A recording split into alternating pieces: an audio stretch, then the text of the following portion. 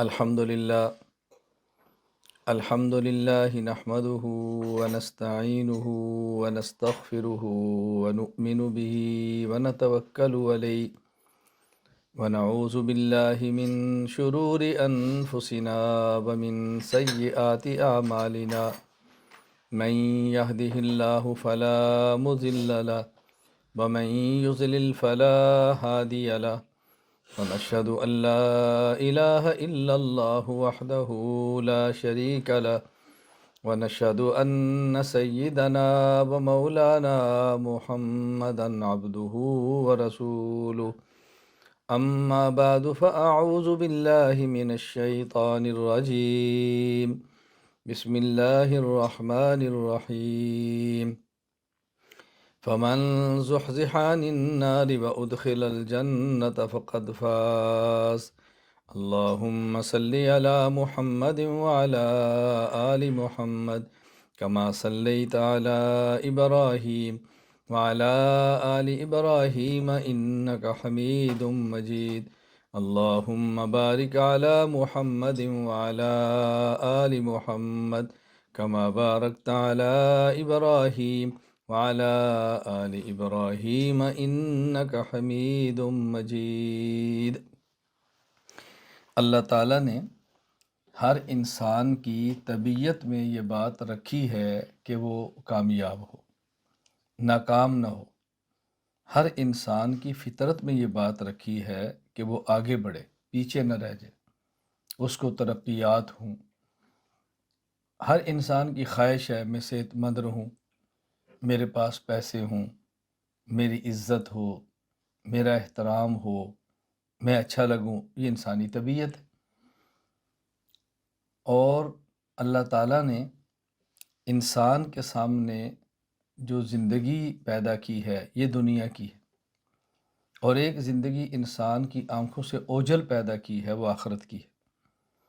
یہ دنیا کی زندگی انسان کو آنکھوں سے نظر آتی ہے، اس لیے اس زندگی کو ماننے کا نام ایمان نہیں ہے۔ وہ زندگی جو موت کے بعد کی ہے اور انسان کو نظر نہیں آتی، اس کو ماننے کا نام ایمان ہے۔ ایمان کہتے ہیں یؤمنون بالغیب، ان باتوں کو بھی ماننا جو غیب ہوں، پوشیدہ ہوں۔ پوشیدہ انسان کی عقل سے بھی ہوں، پوشیدہ انسان کی آنکھ سے بھی ہوں۔ انسان آنکھ سے دیکھنا چاہے تو نہ دیکھ سکے، کان سے سننا چاہے تو نہ سن سکے، اپنی عقل سے سمجھنا چاہے تو نہ سمجھ سکے، اس کو بھی مانے، اس کا نام ایمان ہے۔ تو ایک وہ زندگی ہے جو نظر آ رہی ہے، اور ایک وہ زندگی ہے جو نظر نہیں آ رہی۔ بندہ چاہتا ہے کہ میں کامیاب ہوں، میری صحت اچھی ہو، میرے پاس پیسہ ہو، میری حیثیت ہو، میری عزت ہو، لیکن چونکہ انسان کی عقل تھوڑی ہے، اس کی سوچ محدود ہے، فکر بہت چھوٹی سی ہے، تو یہ چھوٹی سی بات سوچتا ہے۔ اس کے سامنے چھوٹی سی دنیا ہے، اس دنیا کے اندر کامیابی، اس دنیا میں عزت۔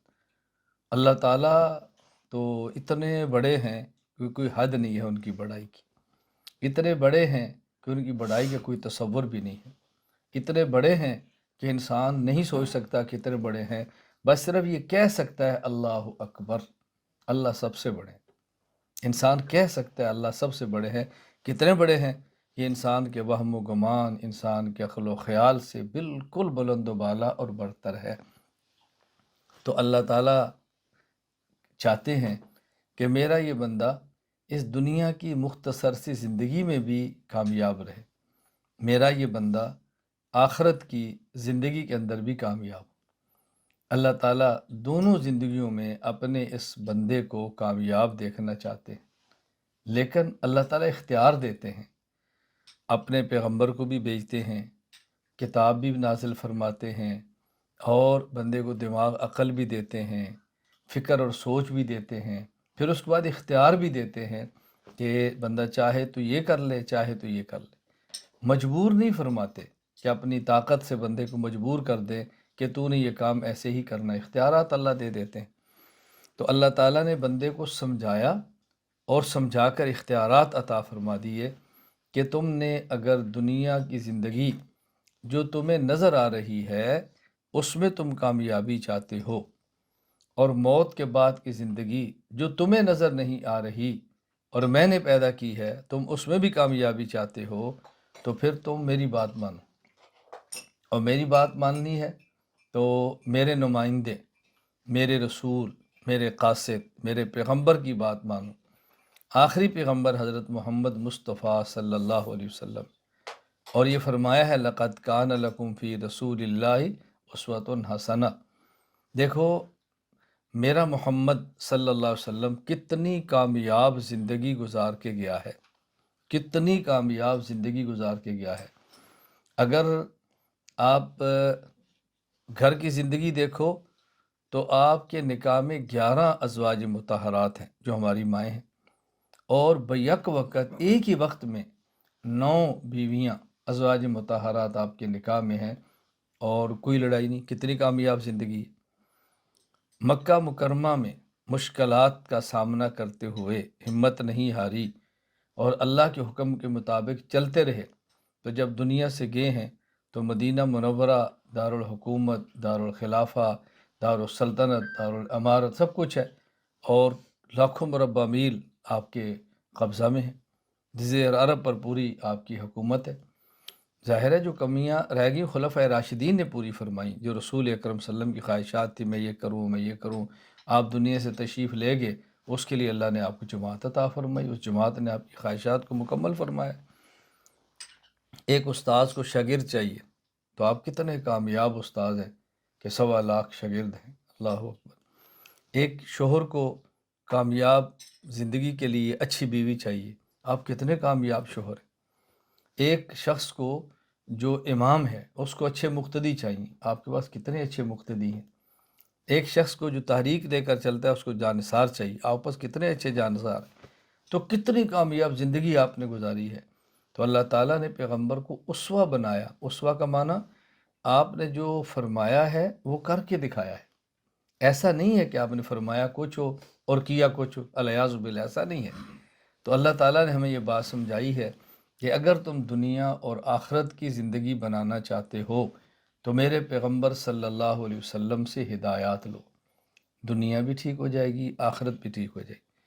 پیغمبر پاک صلی اللہ علیہ وسلم انسان کو اس کی عقل، اس کی صلاحیت، اس کی طاقت کے استعمال سے منع نہیں فرمایا، بلکہ طریقہ بتایا ہے کہ تم نے اپنی صلاحیت اور طاقت اور مال کو استعمال کیسے کرنا ہے، بتایا۔ تو اگر ہم ان سے پوچھ کے اپنی صلاحیتیں استعمال کریں گے تو صلاحیتوں کا استعمال ٹھیک ہوگا۔ جب صلاحیت کا استعمال ٹھیک ہوتا ہے تو اس کا نتیجہ بھی ٹھیک نکلتا ہے، اور جب صلاحیت کا استعمال غلط ہوتا ہے تو اس کے نتائج بھی غلط نکلتے ہیں۔ تو ہم اگر یہ چاہیں کہ دنیا اور آخرت کی کامیابی ہو تو ہم رسول اکرم صلی اللہ علیہ وسلم کی ہدایات کو سمجھنے کی کوشش کریں۔ کبھی انسان پر ایک وقت ایسا آئے گا کہ اگر اس کو یہ کام کرنا پڑا تو ہو سکتا ہے دنیا کا نقصان ہو لیکن آخرت کا فائدہ ہو، اگر یہ کام نہ کرنا پڑا تو ہو سکتا ہے دنیا کا نقصان اور آخرت کا فائدہ ہو۔ تو ایسے موقع پر انسان کو چاہیے اپنی دنیا کو آخرت پر قربان کر دے، آخرت کو دنیا پر قربان نہ کرے بلکہ دنیا کو آخرت پر قربان کر دے۔ اس کی بہت ساری مثالیں ہیں، میں کتنی مثالیں پیش کروں۔ بازار میں انسان جاتا ہے یا گھر میں ہے، اس کے سامنے نہایت خوبصورت نوجوان لڑکی آتی ہے جو نامحرم ہے، اللہ کا حکم ہے کہ اس کو نہیں دیکھنا۔ اب نہ دیکھنے سے انسان کو تھوڑی تکلیف ہوتی ہے، مشقت ہوتی ہے، اور دیکھنے پر انسان کو راحت اور لذت ملتی ہے بظاہر۔ اب اگر ہم اس کو دیکھتے ہیں تو دنیا کا فائدہ ہے کہ مزے آ رہے ہیں، آخرت برباد ہو رہی ہے۔ اگر اس کو نہیں دیکھتے، اللہ کا حکم سمجھ کر چھوڑ دیتے ہیں، تو بظاہر دنیا کا نقصان ہے کہ تھوڑی تکلیف آ رہی ہے لیکن آخرت کی لذت ہے۔ اب یہاں ہم آخرت کو ترجیح دیں اور اس دنیا کی لذت کو آخرت پر قربان کر دیں، تو اللہ تعالیٰ وہ لذتیں عطا فرمائیں گے کہ جس کا انسان تصور بھی نہیں کر سکتا۔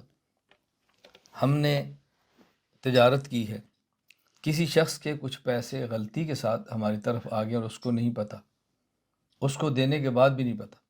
اب ہم اس پیسوں کا اپنے پاس روک لیتے ہیں جو کسی کا حق ہے، تو دنیا کا بظاہر فائدہ ہے، آخرت تباہ ہو جائے گی، اور اگر وہ ہم پیسے واپس کرتے ہیں تو دنیا کا بظاہر نقصان ہے، آخرت بن جائے گی۔ اس موقع پر دنیا کو آخرت پر قربان کر دیں، اللہ تعالیٰ بہت مال عطا فرمائیں گے، اور حلال مال عطا فرمائیں گے بہت زیادہ۔ ہم بازار گئے ہیں، ہم نے گوشت کھانا ہے، اور بازار میں گوشت ایسا ہے کہ جو حرام ہے۔ حرام ہونے کا ایک مطلب یہ بھی ہے کہ جانور ایسا ذبح کیا ہے، جانور ایسے کا گوشت ہے کہ جو شریعت میں کھانا جائز نہیں ہے، خنزیر کا گوشت ہے، کتے کا گوشت ہے، کوئی اور گوشت ہے، یا جانور تو ایسا ہے جس کا کھانے کی شریعت نے اجازت دی ہے لیکن اس کو ذبح غلط طریقے پر کیا ہے، یا بغیر ذبح کے اس کو مارا گیا ہے اور اس کا گوشت بنا دیا گیا۔ اب ظاہر ہے مسالے ڈلے ہیں، خوشبو آ رہی ہے، کھانے کا تقاضا ہے، تو اب اگر ہم کھائیں گے تو بظاہر دنیا کا فائدہ ہے لیکن آخرت اجڑ جائے گی، اور اگر اس کو چھوڑ دیں گے تو بظاہر دنیا کا نقصان ہے کہ لذت سے محروم ہو گئے، بھوک برداشت کرنی پڑی، آخرت کا بہت فائدہ ہے۔ ایسے موقع پر دنیا کو قربان کر دیں آخرت کے لیے، پھر دیکھیں اللہ کتنی حلال لذتیں عطا فرماتے ہیں، اللہ کتنی حلال خوشیاں عطا فرماتے ہیں۔ تو اللہ تعالیٰ چاہتے ہیں کہ بندے کی دنیا بھی اچھی ہو اور آخرت بھی اچھی ہو۔ جس موقع پر دنیا اور آخرت میں مقابلہ ہو جائے کہ یا یہ، اس وقت دنیا کو چھوڑ دیں اور یہ یقین کر لیں کہ اس میں ہمارا فائدہ ہے لیکن ہمیں ابھی سمجھ نہیں آ رہا۔ اس کی مثال بالکل ایسے ہے کہ جس طرح ایک آدمی کو بخار ہے اور اس کے اندر بہت زیادہ خواہش پیدا ہو رہی ہے ٹھنڈا جوس پینے کی، ڈاکٹر کہہ رہا ہے کہ تم نے ٹھنڈا جوس پیا تو اسے بخار بڑھ جائے گا، تو اب بظاہر جوس کو پینے میں مزہ ہے اور چھوڑنے میں تکلیف ہے، لیکن اگر حکیم کی بات مان کے اس کو چھوڑ دیا تو تھوڑی سی تکلیف ہوگی لیکن لذت بہت زیادہ ملے گی، لیکن ملے گی تھوڑے دنوں کے بعد۔ جب یہ بخار اترے گا تو پھر آدمی کو احساس ہوگا کتنا فائدہ ہو۔ اسی طرح اللہ تعالیٰ کی بات مان کر، اللہ کے رسول صلی اللہ علیہ وسلم کی بات مان کر، ہم جب ناجائز خوشیاں، ناجائز خواہشات اور جن کو اللہ نے حرام قرار دیا ہے ان چیزوں کے استعمال کو چھوڑ دیتے ہیں تو پھر حلال خوشیاں، جائز خواہشات وہ ملیں گی جس کا ہم تصور نہیں کر سکتے، لیکن ملیں گی کچھ دنوں بعد، کبھی کچھ سالوں بعد ملتی ہیں۔ اللہ تعالیٰ نے قرآن کریم میں یہ بات سمجھائی ہے جو میں نے بھی تلاوت کی ہے، فَمَنْ زُحْزِحَ عَنِ النَّارِ وَأُدْخِلَ الْجَنَّةَ فَقَدْ فَازَ۔ جس شخص کو جہنم کی آگ سے بچا لیا گیا اور جنت میں داخل کر دیا گیا، یہ کامیاب ہے۔ ایک طالب علم ہے، اس کو پڑھنا پڑتا ہے 20 سال، لیکن اس 20 سال کی پڑھائی کے بعد اس نے جو مشقت برداشت کی ہے، خوشیاں برداشت کی ہیں، اپنی بسا اوقات جائز اور حلال خوشیاں بھی چھوڑی ہیں اپنی تعلیم اور محنت کے لیے، جب اس کا نتیجہ آتا ہے تو ساری مشقتیں بھول جاتی ہیں۔ اس پر جب اچھی ملازمت ملتی ہے، اچھی تنخواہ ملتی ہے اور اچھی جگہ پہ اس کو مل جاتی ہے، اس وقت اس کو احساس ہوتا ہے مجھے اس مشقت کا فائدہ کیا ہوا ہے۔ اور جس نے اس مشقت کے ڈر سے تعلیم کو خراب کیا ہوتا ہے، وقت کو ضائع کیا ہوتا ہے، دائیں بائیں منہ مار کے اپنی زندگی برباد کی ہوتی ہے، اس کو احساس ہوتا ہے کہ مجھے اس کا نقصان کتنا ہوا ہے، اے کاش میں یہ نہ کرتا، اے کاش میں یہ نہ کرتا، لیکن کاش سے پھر کچھ نہیں ہوتا۔ میں اپنے تمام بھائیوں کو جو مجھ سے بیعت ہے، اپنی تمام بہنوں کو جو مجھ سے بیعت ہے، اپنے تمام بیٹوں کو جو مجھ سے بیعت ہے، اپنی تمام بیٹیوں کو جو مجھ سے بیعت ہے، اپنے تمام بزرگوں کو جو مجھ سے بیعت ہے، اور اپنی تمام معزز خواتین کو، بڑی عمر کی میرے لیے ماؤں کی طرح ہیں جو بیعت ہے، ان سے گزارش کرتا ہوں، اللہ کا واسطہ دے کر کہتا ہوں، اللہ کے لیے حرام خوشیاں ہم چھوڑ دیں، اللہ کے لیے ناجائز خوشیاں چھوڑ دیں، اللہ کے لیے اللہ کے حکم اور رسول اکرم صلی اللہ علیہ وسلم کی خوشی کی خاطر یہ ناجائز اور حرام خوشیوں کو چھوڑ دیں۔ اس کے لیے جتنی مشقت برداشت کرنی پڑے کر لیں، جتنی نفس کو تکلیف دینی پڑے دے لیں، جتنا کچھ کرنا پڑے کریں، اس کی لذت ہمیشہ کے لیے ہوگی۔ میں کس درد کے ساتھ یہ بات آپ کو سمجھاؤں اور میں کس طرح بات سمجھاؤں کہ میں کتنی کڑن سی بات کہہ رہا ہوں۔ میں آپ کا خیر خواہ ہوں، میں آپ کے ساتھ مخلص ہوں، مجھے آپ سے محبت ہے، میں اس لیے بات سمجھا رہا ہوں۔ مجھے ہر آئے دن پیغام وصول ہوتے ہیں مردوں کے، اپنی بیٹیوں بہنوں خواتین کے، یہ گناہ نہیں چھوٹتا، یہ گناہ نہیں چھوڑتا۔ میں بارہا گزارش کرتا ہوں، اگر یہ گناہ نہ چھوٹ سکتے، اللہ اس گناہوں کو چھوڑنے کا حکم نہ دیتے۔ اللہ اسی بات کا حکم دیتے ہیں جو بندے کے اختیار میں ہوتا ہے، اس کا حکم نہیں دیتے جو بندے کے اختیار میں نہیں ہوتا۔ اپنی زندگی کو پاک کریں، اپنے آپ گناہوں کی لعنت سے بچائیں، اللہ کی نافرمانی سے بچائیں، اللہ کی ناراضگی سے خود کو بچائیں۔ خدا کی قسم، اگر اللہ ناراض ہو اور دنیا کے سارے افراد ناراض ہو جائیں، کچھ فرق نہیں پڑتا، اور اگر اللہ راضی ہو، دنیا کے سارے افراد ناراض ہو جائیں، کچھ فرق نہیں پڑتا، اور اگر اللہ ناراض ہو جائے اور دنیا کے سارے افراد راضی ہو جائیں تو انسان کے پاس کچھ بھی نہیں بچتا۔ اللہ کو راضی کریں، اللہ کو راضی کریں، اللہ کو راضی کریں۔ اللہ کا واسطہ دے کر کہتا ہوں، خدا کو ہم ناراض نہ کریں۔ میں نے کئی بار آپ کی خدمت میں عرض کیا، میرے شیخ حضرت عارف باللہ حضرت اقدس شاہ کی محمد اختر رحمہ اللہ، وہ فرمایا کرتے تھے، بازار میں جائیں، نامحرم عورت پہ نگاہ پڑے تو فوراً یہ گنگنایا کریں، نہ دیکھیں گے نہ دیکھیں گے انہیں ہرگز نہ دیکھیں گے، نہ دیکھیں گے نہ دیکھیں گے انہیں ہرگز نہ دیکھیں گے، جنہیں دیکھنے سے رب میرا ناراض ہوتا ہے۔ بس یہ ذہن بنائیں اور پھر دیکھیں تھے اللہ تعالیٰ کیسے نگاہوں کی حفاظت کی توفیق عطا فرماتے ہیں۔ ہم اپنی آنکھ کو پاک رکھیں گے، دل پاک ہوگا، دماغ پاک ہوگا، گندے خیالات سے دماغ بچ جائے گا، برے وساوس سے دماغ بچ جائے گا، دل سے ہی رخ پہ آئے گا۔ جب دل اور دماغ سے رخ پہ آتے ہیں تو پھر انسان کا جسم سے رخ پہ آتا ہے۔ یہ پورے اعضاء جسم کے، یہ دل اور دماغ کے تابع ہیں، اس لیے دل اور دماغ جو مرکز کی حیثیت رکھتا ہے، اس کو درست رکھیں۔ مرکز ٹھیک ہوتا ہے، شاخیں ٹھیک ہوتی ہیں۔ مرکز میں فساد آتا ہے، شاخوں میں فساد پھیل جاتا ہے۔ اس کا بہت خیال کریں۔ کیا رسول اکرم صلی اللہ علیہ وسلم کا ارشاد ہمارے ذہن میں نہیں ہے؟ آپ نے فرمایا تھا، الا ان فی الجسد مضغہ اذا صلحت صلح الجسد کلو واذا فسدت فسد الجسد کلو۔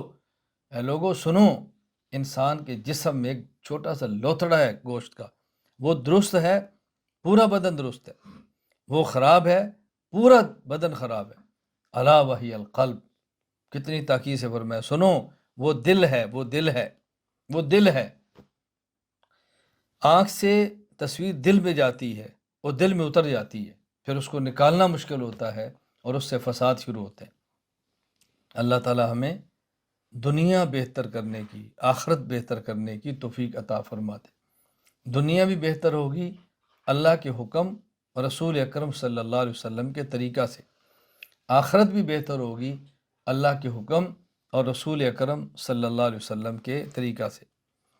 موجودہ وقت میں اگر خود کو فکری فساد سے بچانا ہے، اگر خود کو عملی فساد سے بچانا ہے، تو اس کا بہترین حل یہ ہے، بلا ضرورت موبائل کا استعمال چھوڑ دیں۔ میری بات اچھی طرح ذہن نشین کر لیں۔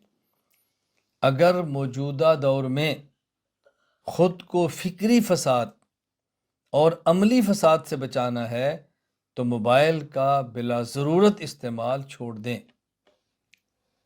میں یہ نہیں کہہ رہا کہ موبائل کا ناجائز استعمال چھوڑ دیں، میں کہہ رہا ہوں بلا ضرورت جائز استعمال بھی چھوڑ دیں، بچ جائیں گے۔ کتنے حضرات اور خواتین کا مجھ سے رابطہ ہوتا ہے، ان کا ایک ہی رونا ہوتا ہے، فلاں گناہ جان نہیں چھوڑ رہا، فلاں ایک عمل پر پابندی نہیں ہو رہی، ہم کرتے ہیں پھر چھوٹ جاتا ہے، گناہ چھوڑتے ہیں پھر کر لیتے ہیں۔ میں پھر پوچھتا ہوں، موبائل، اب پھر وہی بات ہے کہ جی بس غلطی ہو جاتی ہے۔ میں نے کہا اس غلطی کا میں کیا علاج کروں؟ اس کو چھوڑ دیں اس کو۔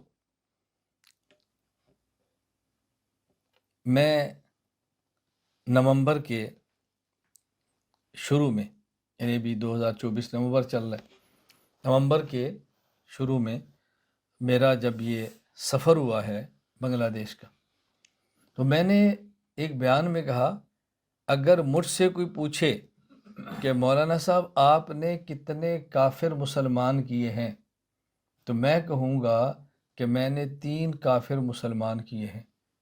اگر پوچھے کہ وہ 3 کہاں رہتے ہیں تو میں کہوں گا تینوں میرے جیب میں رہتے ہیں۔ بھی کیا مطلب؟ تو میں نے 3 موبائل نکال کے دیکھا، میں نے کہا یہ 3 کافر ہیں، میری جیب میں ہیں، میں ان کو مسلمان کر لیا ہے، تو اب میں ٹھیک چل رہا ہوں۔ یہ جو آپ کی جیب میں کافر ہے اس کو مسلمان کرو، خود ٹھیک رہیں گے۔ اگر اس کو خود ٹھیک نہ کر سکے تو خود خراب ہو جائیں گے۔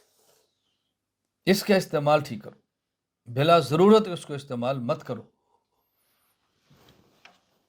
میری ایک گزارش، موبائل کا بلا ضرورت استعمال چھوڑ دیں۔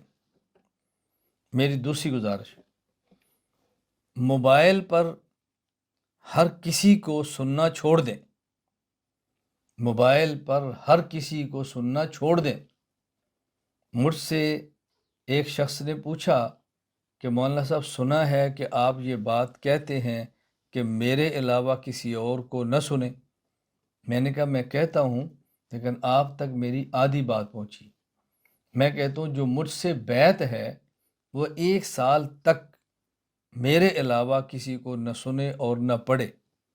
نمبر 1 جو مجھ سے بیعت ہے، نمبر 2 1 سال تک میرے علاوہ نہ کسی کو سنے نہ پڑھے، اس کی فکری اور عملی تربیت ہو جائے گی۔ بس ہر کسی کو نہ سنے۔ میرے علم میں اتنے واقعات ہیں کہ شاید مجھے یاد بھی نہ ہو کہ میں اس کو لکھ سکوں۔ اس کلپ کا جواب کیا ہے؟ اس تحریر کا جواب کیا ہے؟ اس عالم کی رائے کیا ہے؟ اس کا حوالہ کیا ہے؟ تو میں مختصر سے جواب لکھتا ہوں، انہی سے رابطہ کریں۔ جی ان سے نہیں ہوتا، میں نے کہا آپ سنتے کیوں ہیں؟ یہ پوسٹ ٹھیک ہے؟ میں پوچھتا ہوں ہنا میڈیا کی، جی نہیں، تو آپ ان سے رابطہ کریں۔ جی نہیں ہوتا، تو میں نے کہا ان کی پوسٹیں پڑھتے کیوں ہیں؟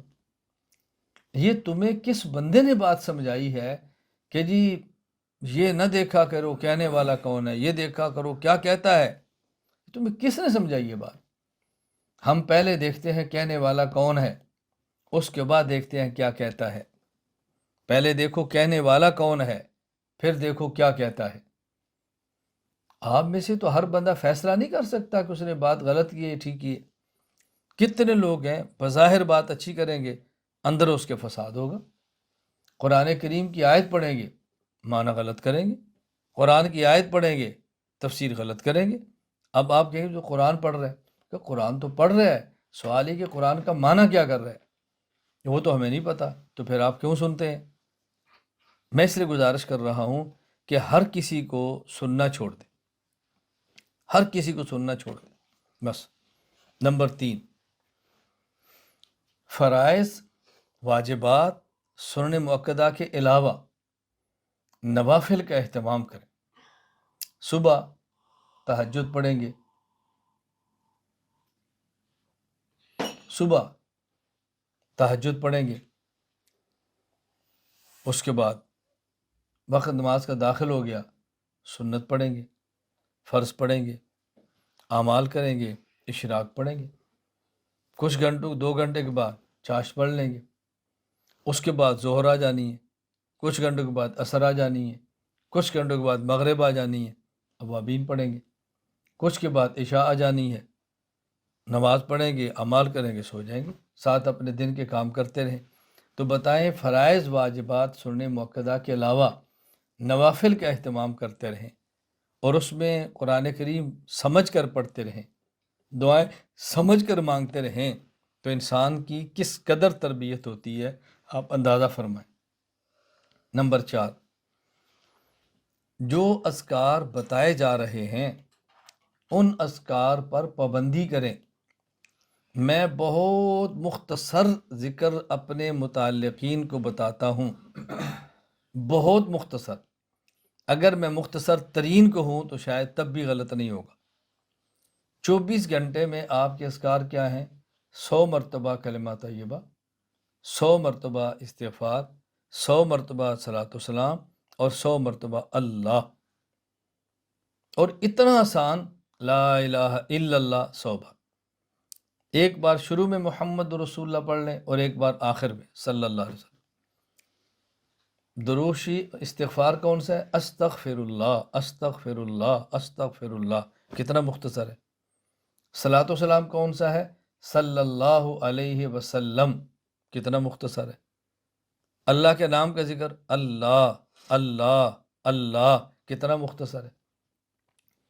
بس کریں مسلسل، باوضو کریں، قبلہ رو کریں، مسجد یا گھر میں بیٹھ کے کریں، نہیں ہو سکتا کوئی بات نہیں، بغیر وضو کے کر لیں، قبلہ رخ کے بغیر کر لیں، چلتے ہوئے کر لیں، بیٹھے ہوئے کر لیں، لیٹے ہوئے کر لیں، گاڑی چلاتے ہوئے کر لیں، اور دن میں ایک بار کر لیں۔ بتاؤ کتنے مختصر ترین اذکار ہیں جو میں نے بتائے، لیکن پابندی شرط ہے۔ ایک جگہ میرا بیان تھا تو وہاں ایک صاحب بیٹھے تھے، تو مجھے انہوں نے کہا کہ میرا جی چاہتا ہے کہ میں آپ سے بیعت کروں، لیکن ذکر میرا مزاج نہیں ہے، ذکر مشکل ہوگا۔ تو میں نے ان سے کہا آپ 24 گھنٹے میں ایک بار کہہ لیا کریں اللہ، بس آپ کے اتنا ہی ذکر ہے۔ بس میں نے کہا جی بس، بسم اللہ پڑھیں، شیطان کے دھوکے سے نکلیں۔ میں نے کہا ایک بار اللہ کہنا کتنا اہم ہے، حدیث پاک میں ہے کہ ایک شخص بھی ایک بار اللہ کہنے والا ہوا تو قیامت نہیں آئے گی۔ ایک بار اللہ کہنا کتنا وزنی ہے۔ تو میں تو بہت مختصر اذکار بتاتا ہوں۔ میرے ہاں کتنے ساتھی رابطہ کرتے ہیں، جی ہم مراقبہ کر سکتے ہیں۔ میں نے کہا جو میں معمول نہیں دیتا آپ اس کو کیوں کرتے ہیں؟ لطائف کیا ہیں؟ میں نے کہا میں نہیں بتاتا تو آپ کیوں کرتے ہیں؟ میں نے آپ کو بڑی مسنون سی زندگی گزارش کی ہے کہ عقائد درست کریں، کرنے والے اعمال کریں، نہ کرنے والے اعمال سے بچیں، اتباع سنت کریں اور اپنے اعمال میں لگے رہیں۔ تجارت ہے، ملازمت ہے، کام ہے، تجارت حلال کریں، ملازمت پر پورا وقت دیں، جتنی تنخواہ لیتے ہیں اس کا پورا کام کریں۔ ایسا نہیں کہ تنخواہ 8 گھنٹے کی لیتے ہیں اور کام پونے 8 گھنٹے کریں۔ 8 گھنٹے کام 8 گھنٹے کی تنخواہ لینے والے نے اگر 7 گھنٹے اور 55 منٹ کام کیا، اس 5 منٹ کا اس کو قیامت کے حساب دینا پڑے گا کہ جو تو نے کام نہیں کیا اس کی تنخواہ کیوں لی ہے۔ کیا جواب دیں گے؟ دفتر سے 5 منٹ تاخیر سے نکل جائیں، 5 منٹ جلدی نہ نکلیں۔ جن کی تنخواہ لیتے ہیں ان کا حق ہے ہمارے اوپر، ملازمت اپنی پوری کریں۔ مختصر سے معمول میں نے بتائے، بہت زیادہ نہیں ہے۔ اللہ تعالیٰ مجھے اور آپ سب کو عمل کرنے کی توفیق عطا فرمائے۔ بس میری آج کی مجلس کی گزارشات کا خلاصہ یہ ہے کہ ہم نے دنیا اور آخرت اگر بہتر بنانی ہے تو ہمیں اللہ کے حکم اور رسول اکرم صلی اللہ علیہ وسلم کے طریقے کے مطابق اپنی زندگی گزارنی پڑے گی۔ اس کے لیے بہترین طریقہ کسی ایسے شیخ سے، کسی ایسے شخص سے، کسی ایسے عالم سے اصلاحی تعلق قائم کرنا ہے۔ میں نے لفظ استعمال کیے، عالم ہو، بسا اوقات عالم نہیں ہوتا لیکن اس کے اندر یہ صفات ہوتی ہیں جو میں کہنے لگا ہوں۔ عالم نہیں ہوتا، یہ صفات اس کے اندر ہوتی ہیں۔ نمبر 1 صحیح العقیدہ ہو، نمبر 2 متبع سنت ہو، نمبر 3 اپنے شیخ کا صحبت یافتہ ہو، نمبر 4 اپنے شیخ کا اجازت یافتہ ہو، نمبر 5 آپ کا ہم مزاج ہو، نمبر 6 اس سے رابطہ ہو سکتا ہو۔ یہ 6 صفات موجود ہوں تو اصلاحی تعلق قائم کر لیں۔ میں آپ کو اپنے ساتھ اصلاحی تعلق قائم کرے اور بیعت کرنے کی ترغیب نہیں دے رہا۔ آپ مجھ سے بیعت کریں گے تو آپ کو سنبھالنا میری ذمہ داری ہوگی، میں اپنی ذمہ داری کیوں بڑھاؤں گا؟ میں زیادہ لوگوں کو بیعت کر کے اپنے لیے مسائل کیوں پیدا کروں گا؟ میں اپنی بات نہیں کہہ رہا، میں سمجھا رہا ہوں اصولی بات۔ اگر اصلاحی تعلق قائم کرنا چاہیں تو ایسے شخص سے کریں، صحیح العقیدہ، متبع سنت، اپنے شیخ کا صحبت یافتہ، اپنے شیخ کا اجازت یافتہ، آپ کا ہم مزاج اور اس سے آپ کا رابطہ ہو سکتا ہو تو بسم اللہ پڑھیں، اس کے ہاتھ میں ہاتھ دیں، پھر اس کی ہدایات کے مطابق زندگی گزاریں۔ اور اس کا فائدہ کب ہوگا؟ جب 2 چیزوں کا خیال کریں گے، وگرنہ بیعت کی برکات تو کسی درجے میں ہو جائیں گی، نفع نہیں ہوگا۔ بیعت کی برکات ہو جائیں گی، نفع نہیں ہوگا۔ آپ کہیں جی برکت حاصل ہوگی، نفع نہیں ہوگا، کیا مطلب؟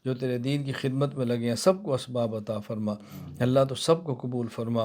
اے اللہ سب کے دلوں کی رنجشیں ختم فرما۔ اے اللہ اتحاد و اتفاق پیدا فرما۔ اے اللہ جو ہماری دعائیں ہیں بجاہ نبی صلی اللہ علیہ وسلم قبول فرما۔ ہمارا خاتمہ ایمان پر فرما۔ قبر کے عذاب سے حفاظت فرما۔ قیامت کے دن اعمال نامہ دائیں ہاتھ میں عطا فرما۔ اپنے عرش کا سایہ نصیب فرما۔ حوض کوثر سے اپنے حبیب صلی اللہ علیہ وسلم کے مبارک ہاتھوں جام کوثر عطا فرما۔ بغیر حساب و کتاب کے داخلہ ہمارا مقدر فرما۔ اللہم لا الہ الا انت الحلیم الکریم، سبحان اللہ رب العرش العظیم، الحمد للہ رب العالمین، نسألک موجبات رحمتک وعزائم مغفرتک، الغنیمت من کل بر والسلامت من کل اسم، لا تدالی ذنبا الا غفرتا ولا ہما الا فرجتا ولا دینا الا قضیتا ولا حاجت من حوائج دنیا والآخرہ وہی لک رضا الا قضیتها یا ارحم الراحمین یا ارحم الراحمین یا ارحم الراحمین۔